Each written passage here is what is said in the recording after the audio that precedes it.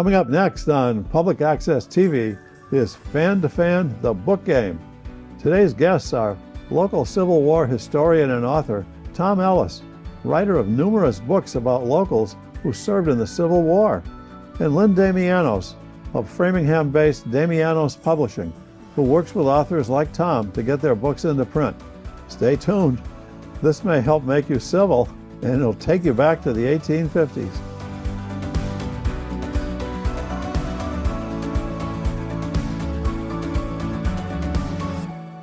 Welcome to Fan, the book game.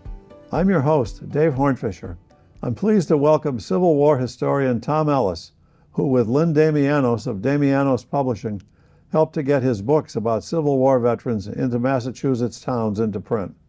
Welcome back, Lynne, and it's good to meet you, Tom. Thank you. Why don't we start out with a little background from you, Tom. How did you get to be, tell me your story, where you came from and how you got into the Civil War enactment business. All right, well, most of my career I was designing and building, custom building houses, and, and that kept me pretty busy. And my son, at about 12 years old, indicated that he would like to do Civil War reenacting. He heard about something going on in Gettysburg, and I thought this would be a good chance for him for a good learning experience. So I said, all right, you research it and you set things up, and if you get everything set up, we'll go forward with it. And that's what we did, and it had ended up really great. I mean, what father would pass up the opportunity to be camped out with his son all summer long when instead of hanging around in malls, and it was he could learn a lot about history too.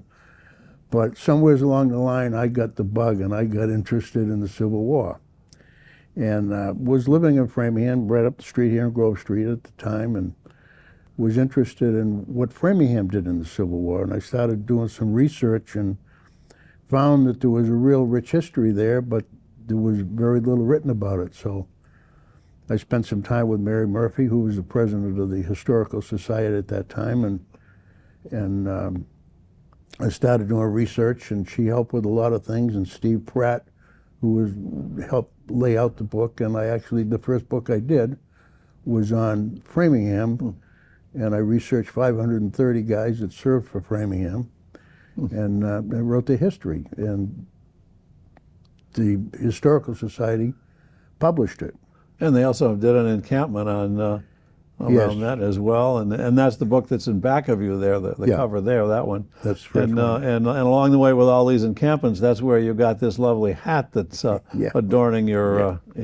This was Mary Murphy's favorite. She loved this hat. You have the full uniform too, I guess. I do. And then you got involved in doing a lot of encampments, I understand. I did a lot. I was involved in the encampment here for Framingham for their tercentennial, the one here in the Common, and I was also. What happened is, after a couple of years, my son didn't want to do it anymore, and I was still involved with some leadership into putting together encampments and living histories and so on. And for that, I was actually the adjutant general of the Union and Confederate Volunteers of New England. And that's the organization that put these things together. You really got into it. Yeah. And I was in charge of safety on all of these encampments. So that all those cannons didn't actually work. Yeah, well, you have to be careful with the cannons. I mean, it's just... Yeah, so, and then your first book was called The Men of the 16th Massachusetts? No, that was done just recently. Oh, okay. And that was done by, and was published by McFarland's down in North Carolina. Oh, okay, so that was different from this series, yeah. And then and then you after you had done this Framingham book, is that when you connected with Lynne? Yeah, we met Lynne. She was involved with the Historical Society at that time as well, and that's where we met. And then we talked and we went further, and so we started our first book. And I guess that's probably where she got any gray hair that she has. would be from me. No. So Lynne, talk a little bit about when you first got involved with Tom and the steps that you took to get to, which was the first one here, the book that's right in front here, the Framingham book that was a fancy version of the one, I guess, that was done earlier, right? Right. Well, Tom was very organized and very clear about what he wanted. And the great thing was is he had already researched and found photographs that were included on the interior of the book. And he had it laid out in a Word document, which was really great. And he was looking for a cover design. So our designer at the time came up with a template that would have the blue background, which was important to Tom, and also a large and a small sepia or brown tone photograph for the cover. And Tom knew that he was going to be doing a series of books on, for each different town that he was going to research, and wanted to have a similar look for each cover. So our designer, Lisa, came up with a style that could be repeated for future books. The challenge that we had was taking his Word document and not having to move it around too much to make it able to be printed. So that was a little bit of an interesting thing, learning how to format it correctly so that Tom could hand it over and we wouldn't have to redo the whole interior. And that was most of the challenge. So you didn't have to do any editing of the book, but you found the printer then to print it, and you managed to get his text into their needed formats. Well, he actually did that along with his editor. Yep. And his editor is? My wife. Ah, that's a good place. And she helps take some of your long sentences and shorten them up a little bit. That, and she sometimes challenges me on facts too. Okay. As well, so she does. Yeah. She's pretty thorough. It's not an easy deal. A couple that can edit together are destined for a long, happy marriage. I had a similar experience when I was in college. So then, okay, so now you've got this, and then why focus on Civil War about individual towns? That's kind of an interesting idea. Well, like Framingham, you find a town that has a rich history, and they don't know they have this rich history. So I firmly believe that what these men and women and families and communities went through in the Civil War was a horrendous war. I mean, it was just how some of the men went through what they went through. It's beyond me. It was a terrible war. I think they should be honored for that, and it should be someplace recorded so that years from now, if somebody wants to know what happened in the town during the Civil War, that information is available. And what I try to do is I take the individual, I put his military history down, and then I go beyond that. I go where he was born, what year he was born, what his parents' names were, what his mother's maiden name was, what he did for work, where he lived, and his death certificate. I try to get the information from his death certificate of what he died for, where he died, and then where he's buried. And then I have his marriage included in it, and the names of all his children. Now, the names of all his children don't go into the index. I mean, the index is very extensive because I get the soldier's name, his wife's name, her maiden name, his father's name, and his mother's maiden name. And so you kind of put it all together. And I think that they need to be honored for what they did. And you find all this stuff where? You find it in? I have most of actually I have all of the roster for the Commonwealth of Massachusetts scanned into my computer so I can search. Okay, so there is such a document then. Yeah. Well, there's 8 volumes in it, plus an index. Does every state have one? No, not every state does have them, but the Massachusetts was pretty smart. You know, they have this done in the late 1800s. Yeah. So. And I guess the Civil War, and when I just think about it, must have been, it was kind of a local thing, wasn't it, where the people in a town had to kind of all come together and agree this was a fight that they wanted to fight, and it was worth sending their people into life's threatening situation. Well, it got to be as the war went on, there was quotas that each town had to provide. Oh, really? So many men, basically based on their population. Most towns exceeded what they were required to provide, but it went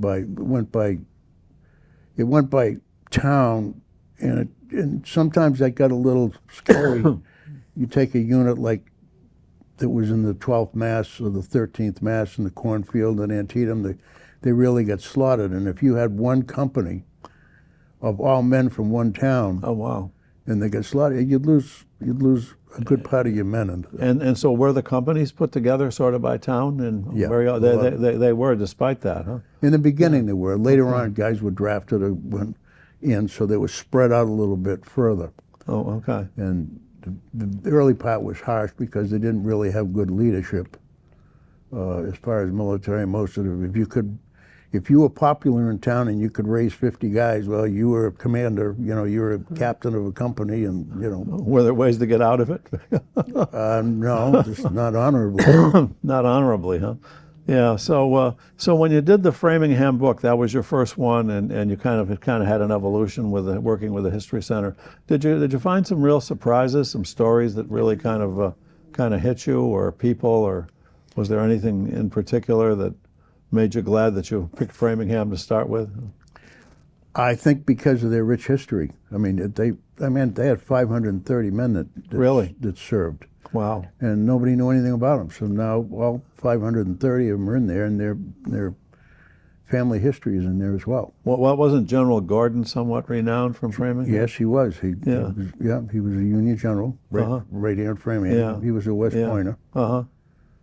And were there others that I had a chance to tour the old cemetery a couple days ago, and I saw a couple stones there of people who had Civil War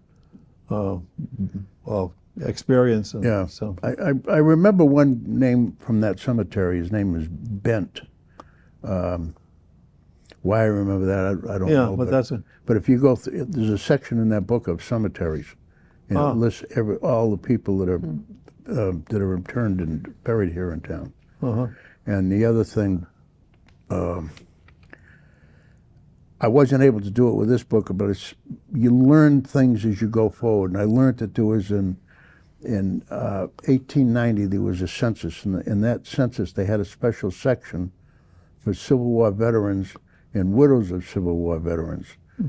So, and that was basically, they wanted to know how much money they had to put aside. That was back when people took care of budgets, and how much they had to put aside, and who was still alive, and what they would have for pension, and so on. And so now, in the books that I do now, which I wasn't able to do in Framingham, I go through that census and I pick the people that moved into the town after the war. So somebody might have served for Ashland, or lived in Ashland but served in Framingham, so I get it. I get it both ways. So the research on this just is something that's, you must enjoy doing research. I do. I start chasing it down, and I want it right. And it's like a better mystery than what you could watch on Netflix. Yeah. You just want to make sure everybody's included. Yeah, no, the whole process of discovering everybody and trying to, and is there a number in this index that would tell you that, so you know when you've got them all? It must be hard to find the last half a dozen. I can never say that I got everybody. Everybody. Oh, okay. What I do is like I go through the cemeteries. I didn't do it in Framingham because that's kind of large, but I had Jim Gavin, who was the veterans agent, had all the cards of the veterans that were buried here in Framingham, so I was able to get those. But a town like when I did Hopkinton or Medway or something, I'd actually go to the cemeteries and I would read every headstone. And if somebody was born anywhere between 1820 and 1846, I would write their name down and go to the military records to see if I could find it. And I found men that were buried in family plots, and they were veterans, and nobody knew they were veterans. That's a thoroughness that's admirable. It's congratulations. So you did the Framingham one. When was that? About 2010, somewhere around there, or? I think it was 2000 for the tercentennial. Oh, okay. So yeah. Yeah, it was the tercentennial. But I think if I got the dates right, the next one you did was Medway Millis in 2013. Yeah. Or around there. So yeah, that was their tercentennial. Ah, okay. So I wrote that for their tercentennial. So that became kind of a basis for doing these. Yeah, and then from that I went on to Hopkinton, and it was their tercentennial. Okay. We've got some pictures of the covers here coming up here that look amazingly similar. But so was there anything unique about any of these other towns that was different from Framingham as you got into it? Like was Medway or Hopkinton, or the next one was Natick? Yeah, Natick, and then Marlborough and Hudson. Was the research harder in some places than others? There's more, when you get into a town like Marlborough and Hudson were one town. So there was a lot of research to do there. Okay. A lot of people served. So that extends it out. Really, yeah. So some of the books are thicker, yeah. So then anything unusual about Natick? This show sometimes gets carried in Natick. Natick is another town that, I mean, after I got through the tercentennials, the three tercentennials, I looked at Natick, and because they were in the area, and they had a rich history, and there wasn't a lot written about them. So I met with their historians in the Historical Society and went ahead. Yeah, so the town historian and the town and the Historical Center or Society or whatever they call it is that's kind of a partner then, a sort of a natural partner for you to work a little bit with. You really need their cooperation because, like in a town like, when I get into the section of what the women did during the war, most of the towns formed their own committees, but that committee was joined with the Sanitary Commission in Boston. Well, when I did Marlborough Hudson actually had the sewing machines that the women used to make uniforms with. So, I mean, those are the nice little things that you like to be able to. So the book is more than just a listing of names. Yes. There's a fair amount of context and. Yes. Yeah. What I try to do, one book that's about ready to be published now, is actually, I go in and try to talk about the town, how it formed, what they had for industry, what the town was going through at the time that the war broke out, and how the town reacted to it. So you get to know a little history about the town, like the book that's behind you right there, Upton. That was a town that didn't have any information about their Civil War service. So I went and searched, and by searching that town, I found that they were very strong abolitionists, and that a woman in that town actually went into Worcester and formed an abolition society, an anti-slave society. And I was also able to find out that there were 2 houses in that town that were part of the Underground Railroad. And one of the house, processed over 500 escaped slaves and got them up into Canada. I don't know the quantity of the other one, but those are the things that. Oh yeah, there's just such richness in the in the depth of these stories, and the town doesn't know anything about So now the people can learn about the town. We've got more anniversaries coming up, right? It's going to be what, 175? We passed 175. Well, a little while before 200 years. Yeah. Yeah. So you also did Wakefield. Now these towns are all close to Framingham. Why the wilds of Wakefield? Well, because I grew up in Wakefield. That's how okay. So I thought, if I'm doing all this for all the other towns, maybe I should do it for my own. Self-interest jumps into the picture here. Now that's how you get into the 16th Mass, because when I researched Wakefield's history, they provided a whole company for the 16th Mass. So I like to talk about the companies that these veterans served in, but there wasn't anything on the 16th Mass. So I decided I'd write their history. So I wrote their history. That's how that came about. Were they all killed or something together? Or was there a story that pertained to them, or a victory that they were part of? Or they were part of. They were basically part of the Army of the Potomac. I mean, they went through the 7 Days campaign, and they went. Most of these towns were all involved in the same battles. No. Some of them. Yeah. Some of them were joint companies that were fighting, out of New Bern and down in the Carolinas. Many of them at Gettysburg? Yeah. Yeah. There's quite a few at Gettysburg. Yeah. And some of the other ones that were well known. So when all these books started coming together, Lynn, what were some of the challenges that you had moving forward when he says, I'm ready to do another one? Was it pretty much cut and paste again into the second one, or did you have to? Well, each book became easier because we had developed a system for setting up the interior. And so Tom ended up doing the whole interior himself. So basically he handed us the interior, and that took a while. It took several books to kind of get that down. Picking the right font size, converting it to the right format for printing, that kind of thing. But once we got that down, basically, Tom has completed the interior, and we are simply adding the references on the back and the accolades on the back of the book that he comes up with, adding the photos to the front, and that's pretty much it. So he's only paying for minimal services because he's doing most of the book. He's having it edited, he's always done the research, and now the whole interior is laid out. Now the most recent book, Upton, was the first book where we put a color photograph on the front. One up in back of me here. And we decided to not do sepia because the color photo was just so beautiful. And we thought, why not? So that kind of, diverted from the usual layout. So they are color, but they're basically a brown tone or sepia tone. So the photo on the front cover of each one is that town's group. Yes. Right. Okay. This is the GAR, the Grand Army of the Republic. On the Framingham one, yeah. Yeah, and that's in Saxonville in front of the Athenian Hall. Okay. Who was the general? Is that the general standing in front? I'm not sure. Oh, okay. And that's the hall that we're still trying to have restored in Framingham. Yes. But interestingly, Tom has come up with sponsors to help sponsor some of the publications of these books. So he's had people help him with the covering some of the costs. Oh, really? Mm-hmm. And I encouraged him to dress up in period garb because he had it from the encampments. Yeah. So when he does book signing and things like that, it really draws a lot of attention.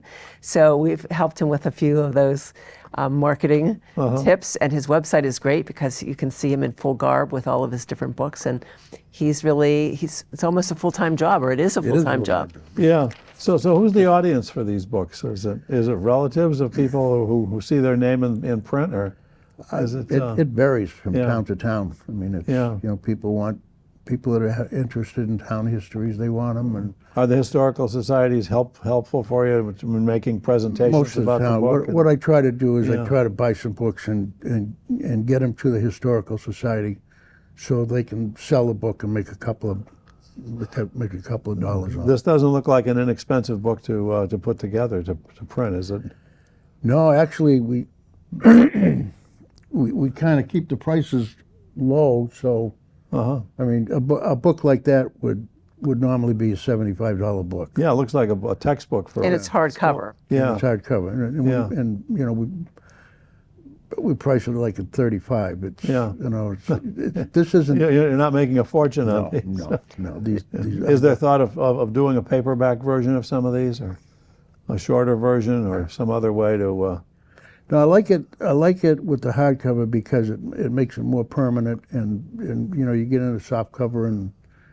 This is a very professional looking piece of work. It's a piece of literature that, these will all end up in the Library of Congress, I assume, because they all have Library of Congress numbers. Right. That's a whole process in itself, right? Are you involved in that? That's what I do. Mm-hmm. Yeah. And these books are so important because, I mean, all this information is available, but the time it takes to put it all together in one place, it's really a gift that Tom has done. Oh, it with each of totally these is, books. because this is just an incredible aggregation of stuff that was probably in notes and scraps of paper in people's basements that are being thrown away these days, and to put this all together for other historians. Have other historians contacted you to I mean, if I'm doing a book about the Civil War for some detailed aspect of it, and I find out there's a book like this, I'd probably you've probably done a lot of my research.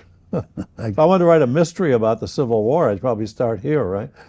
I get inquiries from other people. I'm sure you do. Yeah. This is a.